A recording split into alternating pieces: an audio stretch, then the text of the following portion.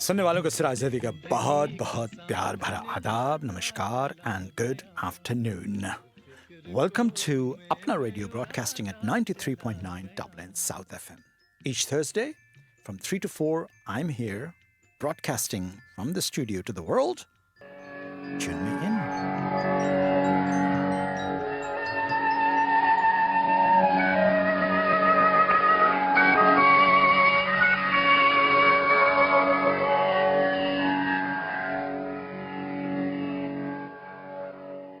सुनने वालों को सिराज ज़ैदी का बहुत बहुत प्यार भरा आदाब, नमस्कार, good afternoon, सत श्री अकाल, and very welcome, very happy welcome, should I say, to our weekly show. This is called Apna Radio, broadcasting at 93.9 Dublin South FM. Each Thursday, I'm here until 4 o'clock local time and India time until 7:30, from 7:30 to 8:30, in fact. And wherever you're listening me in the world, you can check your clock according to our GMT. London time is 3 to 4 GMT time. Anyway, this is a culture show. This is a show with a bit of information, bit of news, and bit of what's going on in the world. So all of that culminates to the Apna Radio. Apna means your own. And each week we have wonderful contributors. Charmain Colvin, who's a newscaster. Sharad Awasthi is another wonderful participant, OC, outside contributors from London, talking about whatever is going on in India in terms of business, politics, culture, you name it. Sharad covers everything. And soon, after a few weeks, in fact, soon after that, we might have a third leg of the program and third contributor in a very interesting kind of concept called Rouhani ke Purane Khat. Rouhani is a character. He's a wonderful person based in India. And obviously, she and I would be bouncing back the conversation about life, about love, about everything else, and will culminate that in a letter form. So that's what she's writing at the moment. And hopefully one day she might end up writing a book about it. But a delectable individual, an actress, an artist, and a wonderful human being. She and I would be collaborating on this program as well on the Apna Radio as a third contributors from India. Anyway, so time for news. So Charmaine, you take it away. Good afternoon. I'm Charmain Colvin and you are listening to Apna Radio 93.9 Dublin South FM. On India this week, veteran Indian communist leader V.S. Achyutanandan has died at the age of 101. Thousands of people have gathered to pay their respects to the politician who was the founding member of India's largest communist party and a former chief minister of the southern state of Kerala. V.S. is widely regarded as one of the most influential figures in Kerala's political history. Forced to drop out of school as a child, he overcame grinding poverty and torture in police custody to become one of the state's most beloved leaders. Last month, he received treatment after suffering a cardiac arrest. His funeral will be held near his hometown in Alappuzha district with full state honours. Kerala Chief Minister Pinarayi Vijayan from the CPI called Achyutanandan a limitless repository of inspiration and lessons. As well as being Kerala's Chief Minister, he was also the state's leader of opposition 3 times and a member of the CPI's Politburo for 23 years. In 1946, he led a revolt against the state authorities in which hundreds of communists were reportedly killed. He was later arrested, tortured and imprisoned for 5 years. His work spanned labour rights, land rights, education, women's rights, anti-corruption measures and environmental protection. The recent release of the preliminary report into the crash of Air India Flight 171, which killed 260 people in June, is continuing to cause speculation, despite key details still remaining unknown. The Wall Street Journal and Reuters have reported that new details in the probe are shifting the focus to the senior pilot in the cockpit. Seconds after takeoff, both fuel control switches on the 12-year-old Boeing 787 abruptly moved to cut-off, cutting fuel to the engines and causing total power loss. A step normally done only after landing. The cockpit captures one pilot asking the other, "Why did he cut off?" to which the person replies that he didn't. Italian newspapers also claimed that its sources had told them the first officer repeatedly asked the captain why he shut off the engines. Sumit Sabiawal, 56, was the captain of the flight, while Clive Kunda, 32, was the co-pilot who was flying the plane. Together, the pilots had more than 19,000 hours of flight experience, nearly half of it on the Boeing 787. Last week, India's Aircraft Accident Investigation Bureau, the lead investigator, stated in a release that certain sections of the international media are repeatedly attempting to draw conclusions through selective and unverified reporting. He described these actions as irresponsible, especially while the investigation remains ongoing. The Indian Commercial Pilots Association condemned the rush to blame the crew as reckless and deeply insensitive, urging restraint until the final report is out. India will resume issuing tourist visas to Chinese citizens this week, the first time in 5 years. In 2020, India had suspended all tourist visas in a bid to contain the spread of COVID-19. In a statement, the Embassy of India in China said that Chinese citizens can now apply for a tourist visa by completing an online application, scheduling an appointment, and personally submitting their passport and documents to India visa centres in China. Travel between India and China was significantly disrupted in recent years amid the COVID-19 pandemic, followed by diplomatic tensions over the 2020 Galyon clashes. While Beijing gradually resumed issuing visas to Indian students and businessmen, general travel remained restricted. Bilateral relations between the two countries had plunged to their lowest point since the 1962 war after the Galwan Valley clashes. Following a series of diplomatic and military talks, the two sides withdrew their troops from several friction points along the line of actual control in eastern Ladakh. Last October, the two sides firmed up a disengagement pact for Depsang and Demchok, the last two friction points in eastern Ladakh, shortly after Prime Minister Narendra Modi and Chinese President Xi Jinping held talks in Kazan and took a number of decisions to improve ties. Last April, External Affairs Minister S. Jaishankar said India and China are moving towards a positive direction in their ties and work needs to be done to normalise the relationship.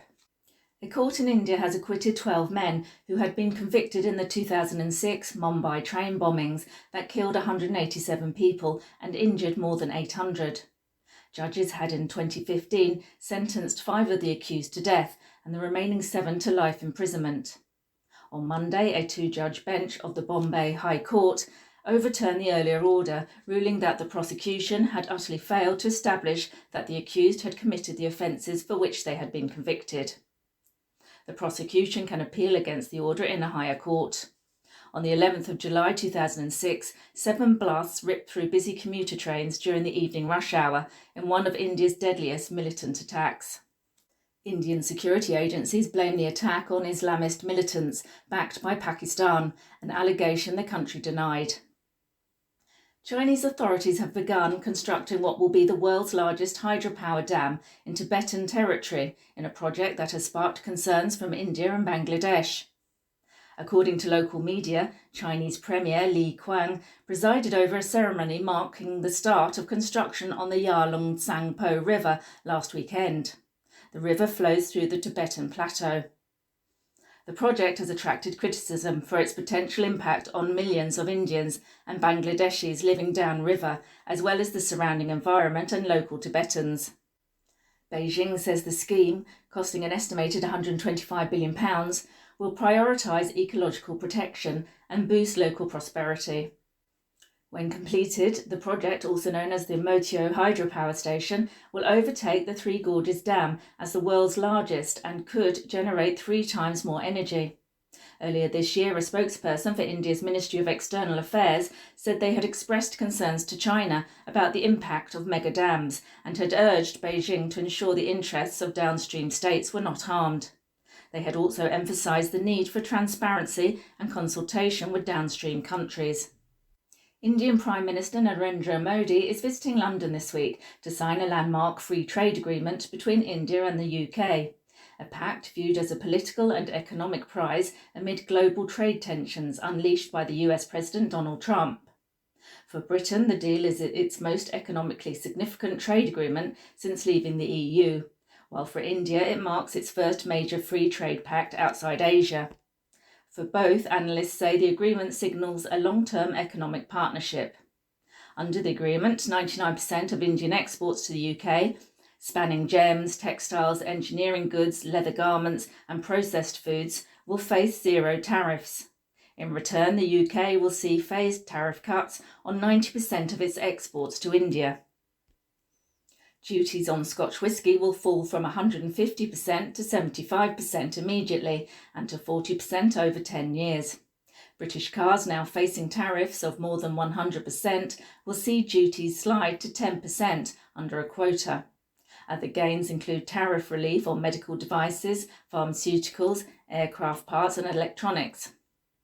So that's the news on India this week. You have been listening to Apna Radio 93.9 Dublin South FM. Thank you so much, Charmain. And that is the news India this week. And so Mr. Modi is coming to the UK. What he's coming in UK for is obviously the trade.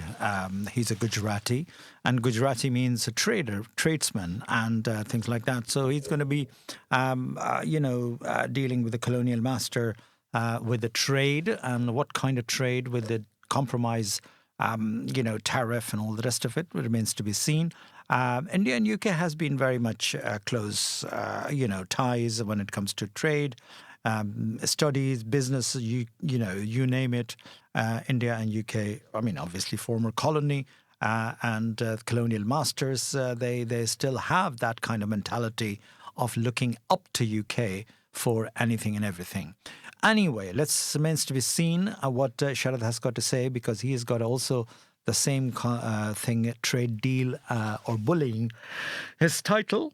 And he's talking about what's going to be the next move for the Indian economy for when it comes to dealing with the Europe and UK. And because US is getting a bit bad news all around, and Mr. Donald Trump is not in the mood to do the business with anybody in the world by imposing unfair tariffs and things like that. So that's he's coming to the bad news anyway. That is that, and that's the world will take care of that, and hopefully will survive this particular bad individuals, who is now, by the way, if you've been following that, the Jeffrey Epstein files have been opened up, and he is not out of the woods yet, because a lot of his dirty past, as I call it, with the pally-wally with Jeffrey Epstein, and Jeffrey Epstein he's no longer around. He died a horrible death. He was a prostitute trafficker. He was trading with the young girls and things like that. And Donald Trump was very much part and parcel of that operation and enjoying it. And it's been known that he's been, involved with some underage girls, teenage girls. Anyway, that remains to be seen. And this, if it comes out, he'll be impeached and he'll be gone forever in the embassy of Guantanamo Bay, I hope. Soon. But up until that is proven and all that, it comes out, we don't know yet. But this individual has created... Oh, yeah, by the way, he's coming to Scotland as well. So Modi and him probably will be meeting him in the UK. I don't know, either he will travel to London or Modi will travel to Scotland. They all come for the summer holidays here because of the cooler climate, because of all that. So that's the rich and famous do, and they travel around the world at their whims. They don't have anybody to stop them. They want to go anywhere in the world, they go. They have their private jets. They have the paying, taxpayer paying their jets and fuels and things like that, but they don't care. And this is what the world has become, the division between haves and haves not. It has always been, actually, to be honest with you, the Raja, Maharaja, the king and kingdom and ordinary citizens were always been distinguished from each other's, and therefore same applies to today's rich and famous and ordinary people. So the struggle is to become rich and famous. Every second person wants to become rich and famous, roll into millions, and then you can do what you like. You can travel, anywhere in the world. You can bully anybody you like. You can abuse anybody you like. Because become the obnoxious individual. Do you have to be like that? This is my question. Anyway. The question I'm going to talk about it today is about, I'm going to play a track actually. It's a very sad, a poetry, and a poetry is the background. I'm going to focus it on a community in India called Hussaini Brahmins. Who are the Hussaini Brahmins and who are the leading Hussaini Brahmins in today's terminology, in today's time, vis-a-vis high profile, such as Sanjay Dutt. He claims to be the Hussain Brahmin. His father, Sunil Dutt, who comes from Peshawar, and that's the kind of region they come from. The Punjabis, they are, but they were the one who apparently, the tale tells you that they, they were the supporter and the lover of the grandson of Prophet Muhammad, Hussein. And in Karbala, which was the battle of Karbala that took place 1,400 years ago, Hussaini Brahmins sent a delegation, not a delegation, but an army of Hussaini Brahmins who left India to fight with Imam Hussain, alongside Imam Hussain. But unfortunately, they couldn't reach on time, and most of them have actually reached not exactly when the battle was over and all that. But certain individual, particularly in Lucknow region, there is a guy called Channulal. Channulal was a poet, a lover of Imam Hussain, and he wrote a beautiful noha, a poetry, something which I'm going to play it, and I'm going to play then a background of Hussaini Brahmins. So sit back and listen to it, and it is a right appropriate time to play this particular track, and I'll talk about this track, what it's all about. Well, it's self-explanatory, those who understand Hindi, Urdu language, but that's what it is. So sit back and listen to this.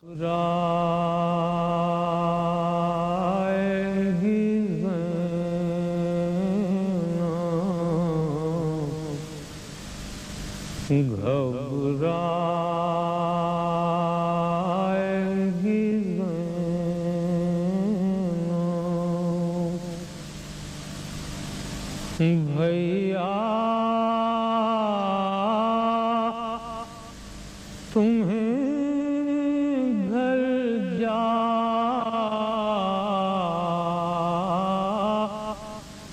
के कहाँ पाएंगी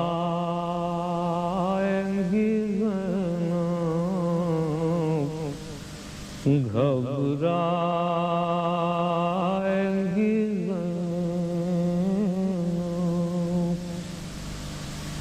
कैसा ये भरा घर हुआ बर्बाद लाई क्या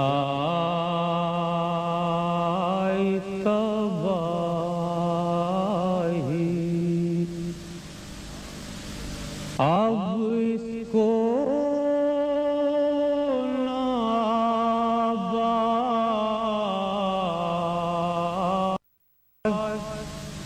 कभी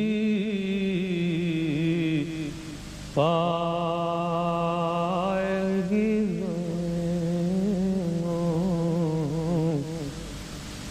घबरा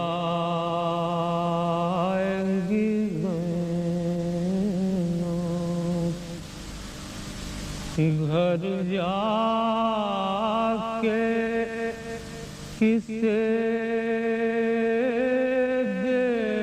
देखेगी कासिम है ना अब्बास अकबर से भी है यार अपने अली असगर को कहाँ पाएगी ज़ैनब घबराएगी ज़ैनब पूछेंगे जो सब लोग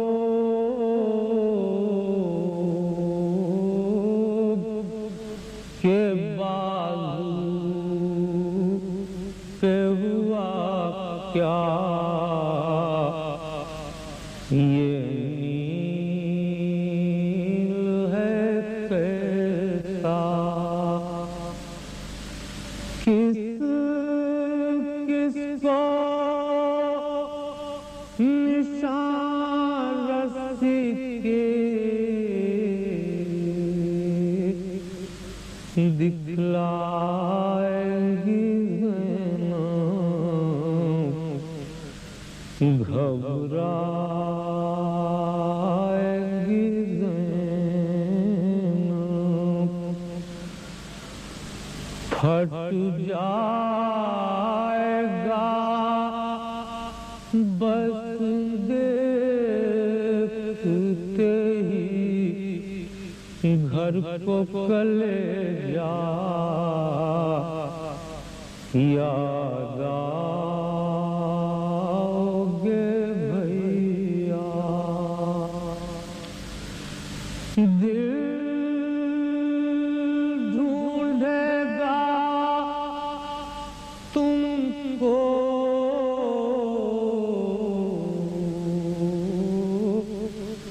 तो कहाँ पाएगी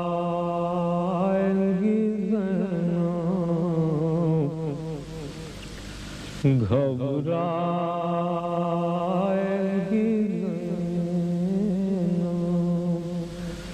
ज़ैनब बेपर्दा हुई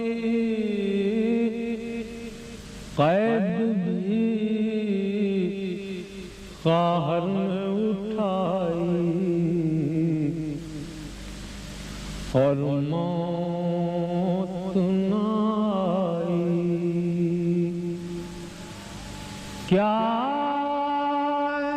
जानिए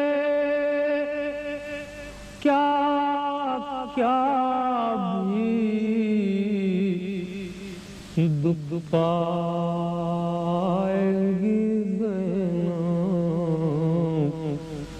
Zainab घबराएगी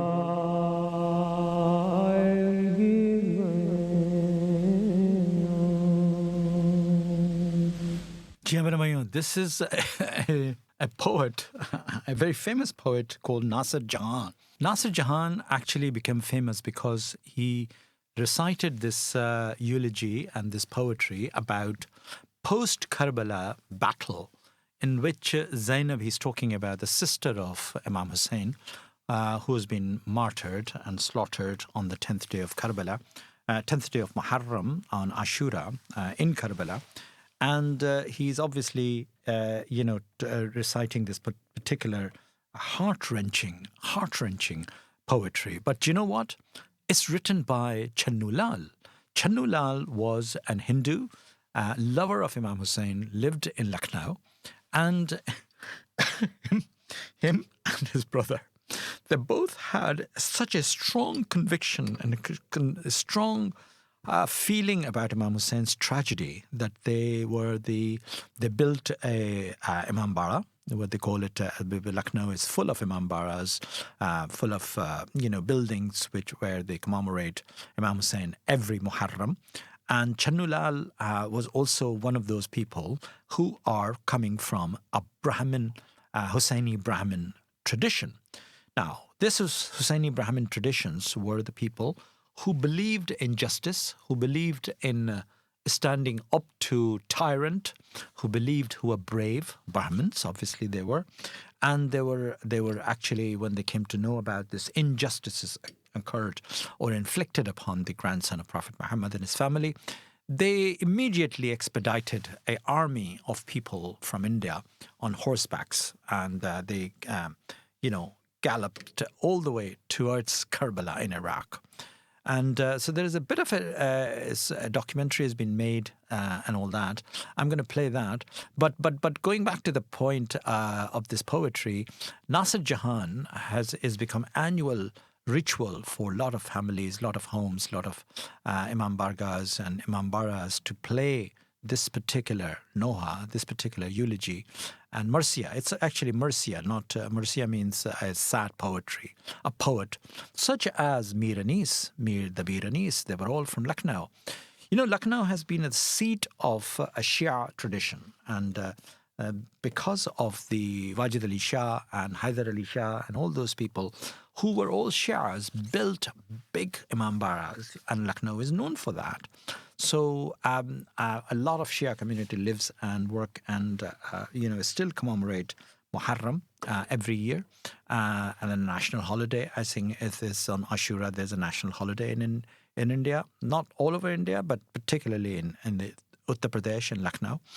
So this is a very, very interesting story, and that happens these days because these days are culminating to the 40th day of called Arba'een. And in that context, there's a conference taking place at the Trinity College here in Dublin on the 9th of August. And I'll talk about that not next week, but week after as well. Then on the 9th of August, this conference is taking place. It's an annual conference that I'm a founding father of this conference, and that is in the 19th year of its operation. And that's where we shed light on Imam Hussein, and it's called Annual Imam Hussein Conference. That's taking place at the Ecumenical Department of Ecumenical Studies at 1 to 4 p.m. Wonderful speakers like Dave Alvey, likes of Karen Iman, and many other academics and scholars will be shedding lights on the tragedy of Karbala and also talking about the Imam Hussein's eulogy and legacy is the word. And we will be discussing that in a depth and, of course, in the context of what it means to be a Hussaini, as Hussaini Brahmins are. So sit back and listen to this particular clip, which is all about Hussaini Brahmins. हवा से बात करता हुआ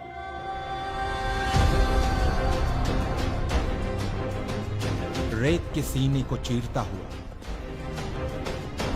बिजली की रफ्तार से कुछ हिंदुस्तानी सपूतों का एक छोटा सा कारनामा तारीख के पन्नों में अपनी जगह बनाने आंखों में एक अजीम मकसद लिए अरब की जमीन करबला की तरफ रवां है हल मिन नासिरिन यंसुरना नबी मोहम्मद साहब के नवासे इमाम हुसैन ने जब करबला में इंसानियत से यह सवाल किया, है कोई जो मेरी मदद को आए? इतिहास ने देखा कि इंसानियत से किए गए इस सवाल के जवाब में इमाम की मदद के लिए अपने घरों से जो हक परस्त निकले वो रसूल का कलमा पढ़ने वाले मुसलमानों के साथ साथ कांधे पे जनेऊ डाले, माथे पे तिलक लगाए कुछ हिंदुस्तानी ब्राह्मण भी थे। ये वही वीर सपूत हैं जो मदद की शक्ल में हिंदू और मुसलमानों के बीच प्रेम की एक सुनहरी इबारत लिखने करबला जा रहे हैं।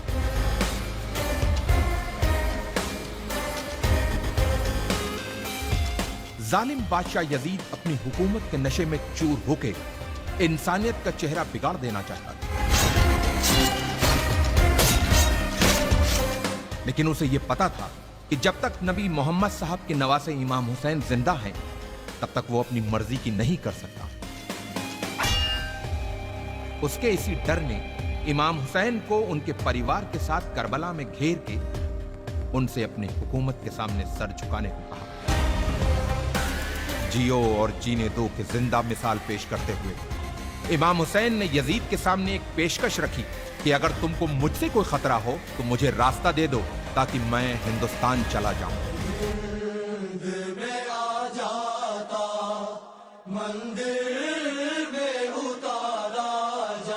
इमाम को दरियाए फरात के किनारे घेर लिया गया, उनके बच्चों और औरतों पर पानी बंद कर दिया गया। यह सब जुल्म यजीद के खत मिलने के बाद इब्ने ज़ियाद ने इमाम हुसैन पे किए। इमाम की तरफ से भी खत लिखे गए। कहते हैं कि लोग मुसीबत में अपनों को याद करते हैं, या फिर मुसीबत में जो साथ दे वही अपना होता। इमाम हुसैन ने अपने बचपन के दोस्त हबीब को खत लिखकर मदद को बुलाया, और दूसरा खत करबला से दूर, बहुत दूर, भारत के एक हिंदू राजा के नाम लिखा गया। इमाम हुसैन के बेटे अली इब्ने हुसैन ने अपने भाई भारत के राजा समुद्रगुप्त के नाम लिखा था यह खत। सुनने में अटपटा लगने वाले इस रिश्ते का इतिहास गवाह है। लगभग 1400 साल पहले की बात है। ईरान के बादशाह जो पारसी मजहब से थे, उनके दो बेटियां थी, मेहरबानो और शहरबानो। मेहरबानो का विवाह भारत के राजा चंद्रगुप्त से हुआ और रानी का नाम मेहरबानो से बदलकर चंद्रलेखा रखा गया। और कुछ वर्षों बाद चंद्रलेखा की छोटी बहन शहरबानो की शादी इमाम हुसैन से हुई। चंद्रलेखा और चंद्रगुप्त के बेटे समुद्रगुप्त उस समय राजा थे जब उन्हें अपने मौसेरे भाई अली इब्ने हुसैन का पत्र मिला।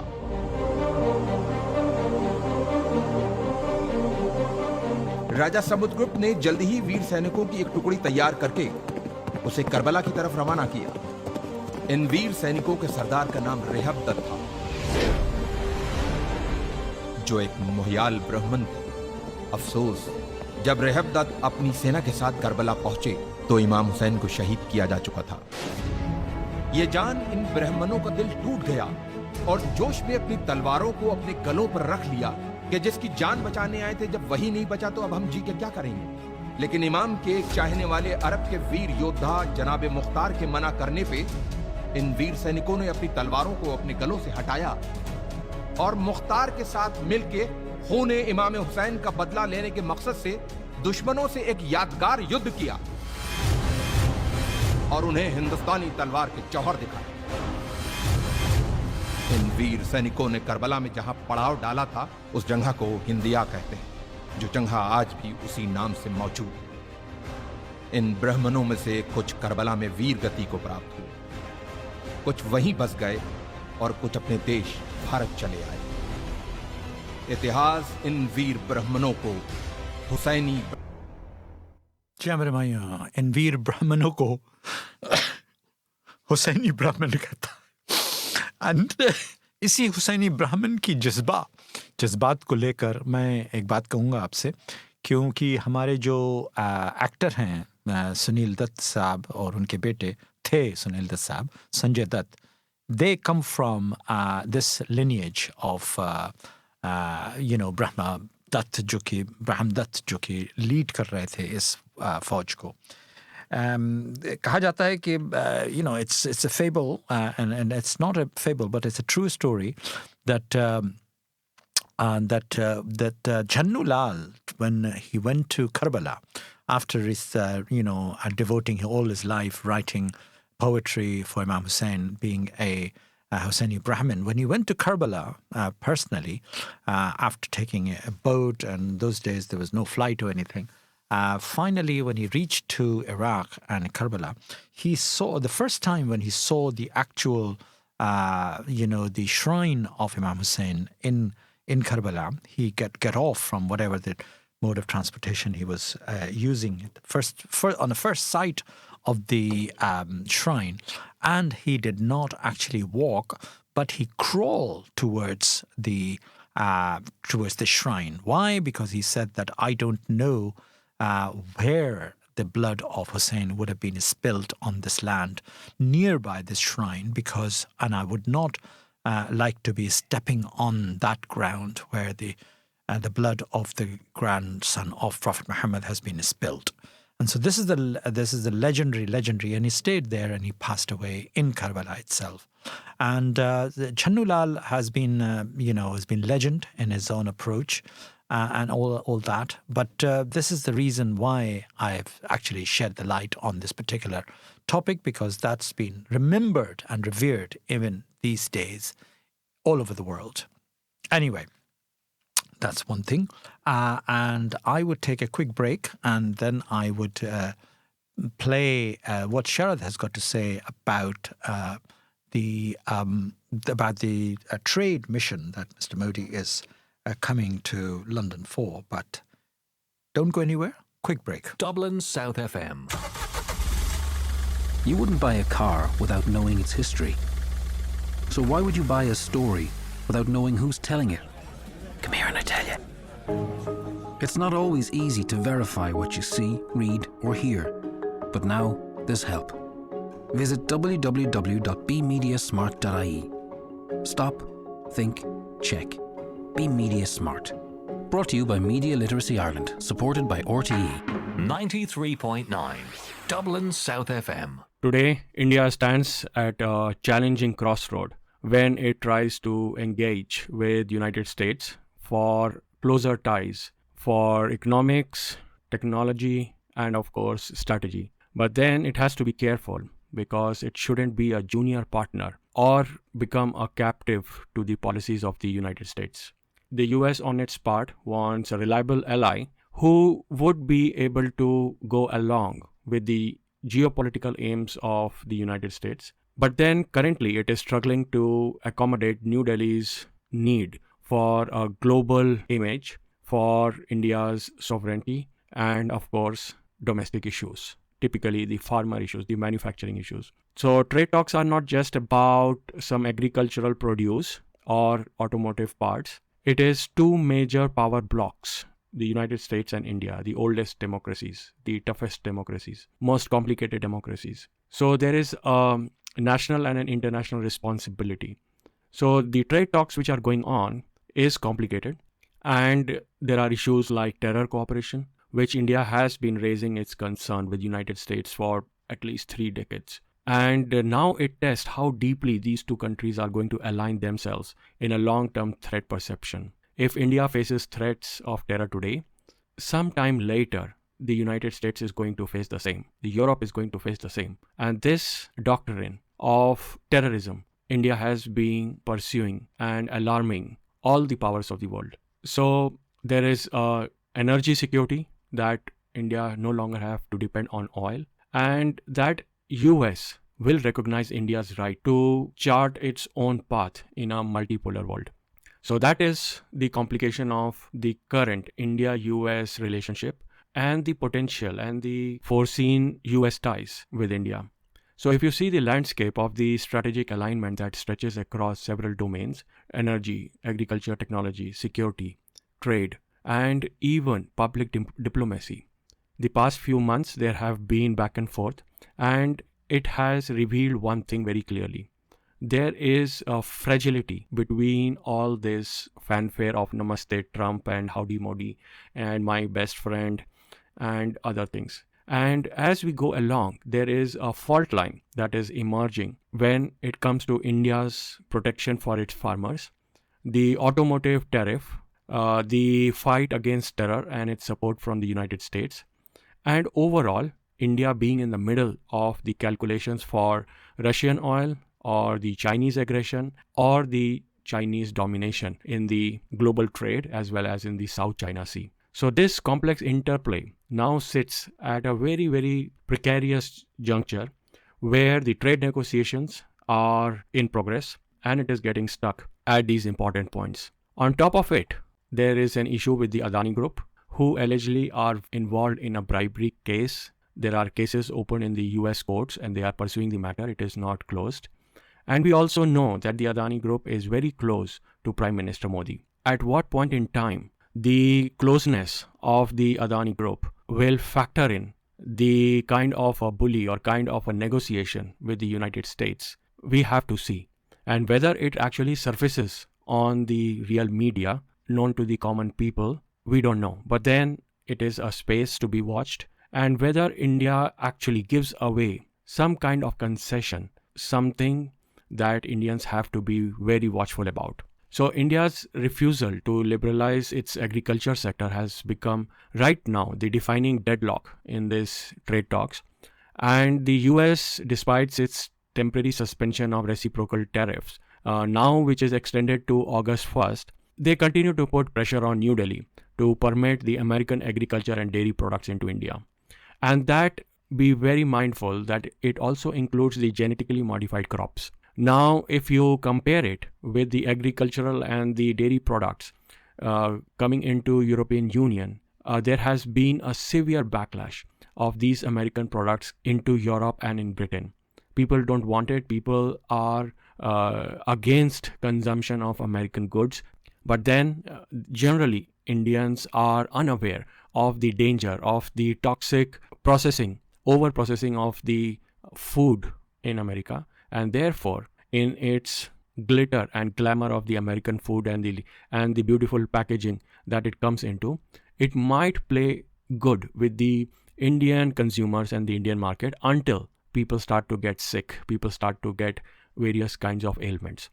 So the learning from the agriculture trade with United States have to be mirrored with what the European Union is doing. As of now, some good news that India's position is consistent with the domestic food security and the farmers' livelihoods. But then where it will turn its table, we don't know. 60% of India's population still draws sustenance from the agriculture. And therefore, at any point in time where our policy makers, the Indian policy makers, make a sacrifice for a liberal trade in agriculture, we have to be careful about that. For US, the agriculture is more than a market. If it gets passed into the Indian market, it's a serious win to American position when it comes to its negotiation with Japan and European Union. Currently, they both are, like I said, they are resisting the American agricultural goods. So that will give them an upper hand. So there is something going on in the background as far as the pole position is concerned with the American agriculture. Similarly, the automotive impasse is another layer where the United States wants India to lower the import duties on its car components to near zero.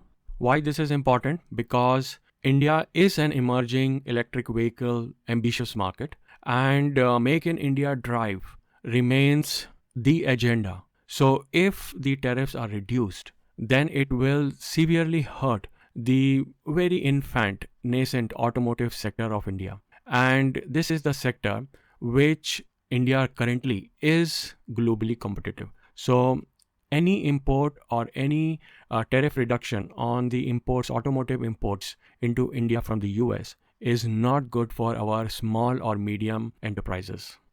Now comes a further tricky part, which is about the energy security and the question of our old friend Russia. So while these trade talks are going on and the energy diplomacy has escalated, especially after the Ukraine war, India's trade deficit in goods have been widening. That means we are importing more and exporting less, but the services export has gone up by 11%. So if you combine the exports and the imports, both in the services and the manufacturing sector, along with the cheap Russian crude oil. Remember, at the start of the Ukraine war and when there were sanctions against the Russian oil by the EU and the West, India did a trade deal on the Russian crude oil. So if you combine the trade deals and the trade of India, rest of the world, with the cheap Russian crude, India stands currently at a sort of stable macroeconomics. India sources 36% of crude oil from Russia. And if we compare it with China, India is ahead in importing more oil than China is from Russia. But then, in a particular way, the US is starting to bully the global trade with its tariff war. And according to US Senate's Russian Sanctions Act of 2025, it proposes punitive duties of up to 500%, so 5 times, on countries which import Russian oil. And this threat is over and above the 100% tariff that is now looming over India, Brazil, China, because they are part of the BRICS nation. So India is in a tricky situation. Our leaders, Indian leaders, have to be very, very cautious, protective of India, as well as look into the interest of the Indian industries, of the Indian agriculture, which is right now currently pivoting on the energy security and the imports from Russia. Last week, there were few statements about the double standards by the US foreign policy and the US energy policy, and it clarified that India currently buys oil from 40 countries, and therefore, any sanctions which comes in because of the 500% tariff, India would be able to sail past, but there is going to be a turmoil in the oil market. The United States clearly know that any Russian sanction bill will definitely strike the core of India's trade, will strike deeply into the Indian trade strategy, and therefore that is where the sort of blackmailing or bullying is continuing from the United States negotiation team. That's broadly how we understand. Still further, we need to also understand that the Russian crude that India is importing gets refined in the Indian refineries and then gets exported to the Europe. So therefore there is a small catch there, but it is only 15% exports of the Russian crude refined and then exported to Europe. So bilateral trade agreement talks are continuing with its bumpy ride. But then there is another trend, and a disturbing trend, that we have gotten to see when it came to the trade talks of US with Vietnam and Indonesia. How we have understood is that there were negotiations going on by the teams, respective teams of the policymakers and the ministry. But then all of a sudden, these teams were bypassed, and there was a unilateral announcement by the White House, of course, Donald Trump, which actually was different from what was being negotiated. Real negotiators were blindsided as to how heads of the state had made an arrangement which bypassed all the policies and all the strategies what the bureaucrats and the other ministers were following. This is a serious concern. And considering that the Adani deal and the Adani legal cases are pending with the United States, India might also see a similar kind of a top-level Modi-Trump negotiation regarding the trade deal. And whatever groundwork the brilliant officers of the Foreign Office and the Finance Ministry have done protecting the farmers and the medium industry sector, that will see a serious turmoil. So there has to be a principal trade agreement that is sensitive to 1.4 billion Indians. That is the bottom line we are pursuing here. Another concession, there's another sort of a concession or a favor that United States have done when it comes to counterterrorism. The US recently designated the Resistance Front, that is the Lashkar-e-Taiba's proxy, as a foreign terrorist organization. The Resistance Front, who were responsible for several deadly attacks in Jammu and Kashmir, including the killing of 26 civilians in Pahalgam in April 2025 this year, this Resistance Front had evaded international scrutiny, but now the US have branded it as foreign terrorist organization. So India did welcome this designation as a strong message given to the cross-border terrorism, and this is also giving a strong affirmation that India-US counter-terrorism, at least cooperation, is going on the right track. Now, how far this designation of Resistance Front as a foreign terrorist organization is going to impact India's fight against terrorism in Kashmir is to be seen. But as of now, theoretically, on paper, this is a small victory. But then we should also understand that US continues to support and provide the supply chain for the Pakistani fighter jet F-16s. So on one side, theoretically on paper, which doesn't hurt much because it is India which is affected and not US. On one side, United States is calling the Resistance Front as foreign terrorist organization, but on other hand, it is supporting the F-16s. There is another element to these F-16s. These F-16s are designed, developed, and manufactured. Many parts of F-16, not the full part, but many parts of F-16, they are done here in India. It is said that it is for some countries like Bahrain and Bulgaria and others, but whether the supply chain, what India is developing and helping, goes all the way around to US and back into Pakistan, we don't know. There is a big speculation that we are helping our enemy states through US. Something to watch for and question. So there is this complexity going on with the trade, and some places there is small victory. Some places India has an upper hand. But then, as of now, the position where India is, and especially the closeness of Mr. Gautam Adani with Mr. Narendra Modi, the Prime Minister of India, India looks to be a junior partner. We can be easily bullied into a trade deal which may help powerful friends and which may hurt the wider population of India. Lessons from European Union and the United States trade talks need to be kept in mind when the Indian negotiators are sitting across the table with the United States. India has already entered into free trade agreement in principle with United Kingdom. Today, it is going to be signed by the two prime ministers of the country. In next week, we will try to dissect the free trade agreement between India and the Britain and how India is going to benefit or India is going to lose strategically from that deal. As of now, the turmoil with the US trade deal continues, and I hope better sense prevails between the Indian policymakers and we come out with something which is beneficial only for the 1.4 billion Indians, where they do not lose their autonomy, their future skill sets, their economic strengths, and their intellectual development. Remember, India had been slave to the British colonial power just because the Indian kings and the Indian leaders at the time did not give much emphasis on the Atmanirbhar. So with that word of caution, I leave you until next week. We will talk about the United Kingdom and India's free trade agreement. Until then, stay informed, stay safe, and dutifully ask questions. Bye for now. Dublin South FM. You wouldn't buy a car without knowing its history. So why would you buy a story without knowing who's telling it? Come here and I tell you. It's not always easy to verify what you see, read, or hear. But now there's help. Visit www.bemediasmart.ie. Stop, think, check. Be Media Smart. Brought to you by Media Literacy Ireland, supported by RTE. 93.9 Dublin South FM. Welcome back to the program, and what a wonderful item that Sharad has put together about the F16 and how our trade deals are being complex, convoluted through the US back into our so-called the enemy. And in fact, our neighbors should be not enemy, because this government has actually created an amazing kind of animosity between neighbor country called Pakistan, which has been, there was a days when Pakistan cricket match used to be played with India in various cities, in Islamabad, in Lahore, in Karachi, and vice versa, in Delhi, Mumbai, and Kolkata.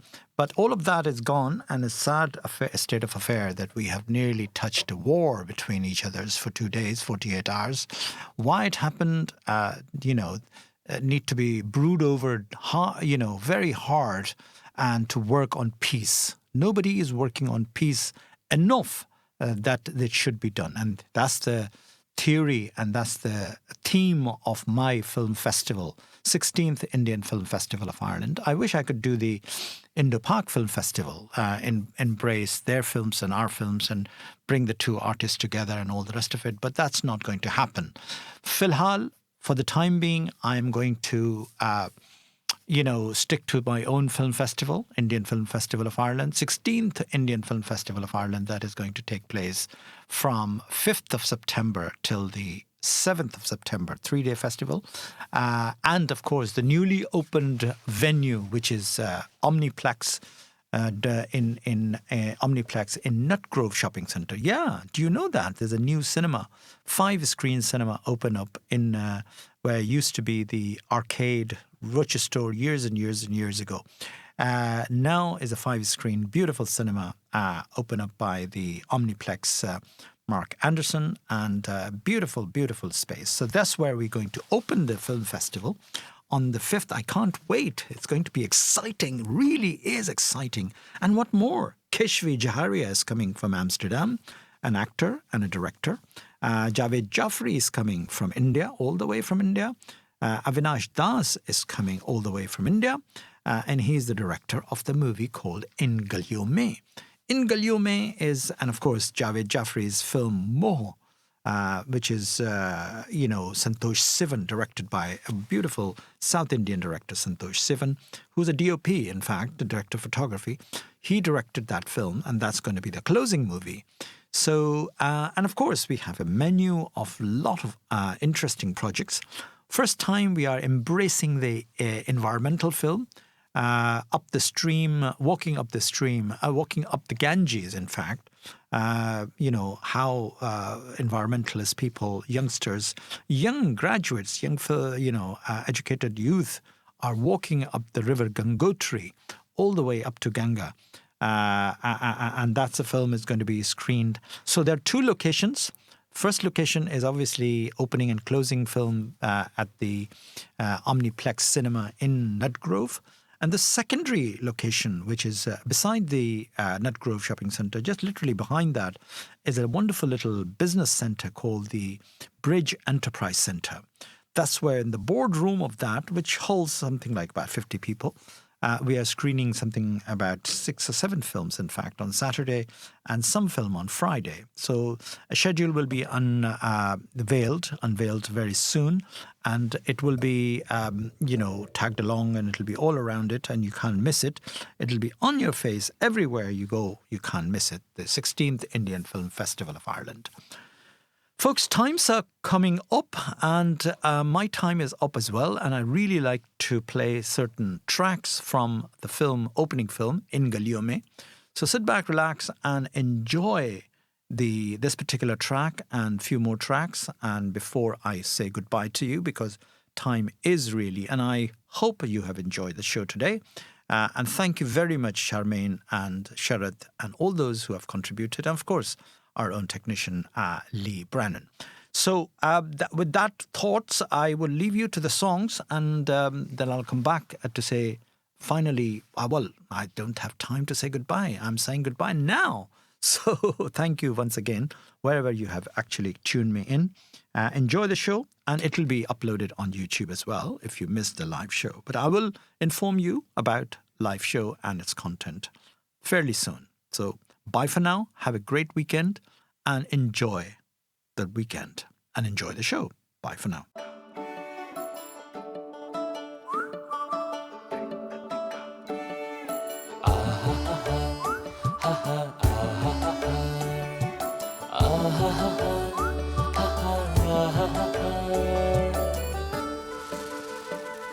पतंग की door,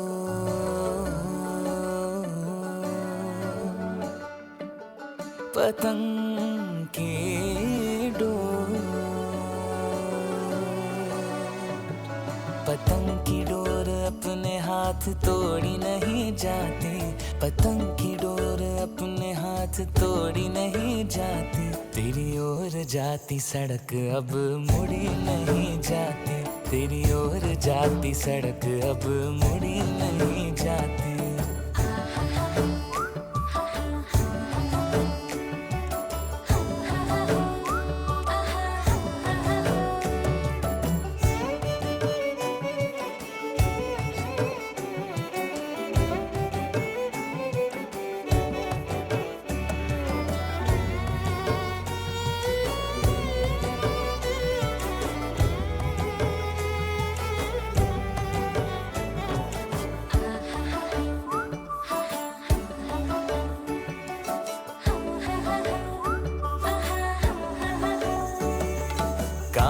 काज दोस्त यार नहीं रिश्तेदारी, हाँ जी नहीं रिश्तेदारी, अकेले काटूं समय अब लगता नहीं भारी, हाँ जी लगता नहीं भारी, लगता नहीं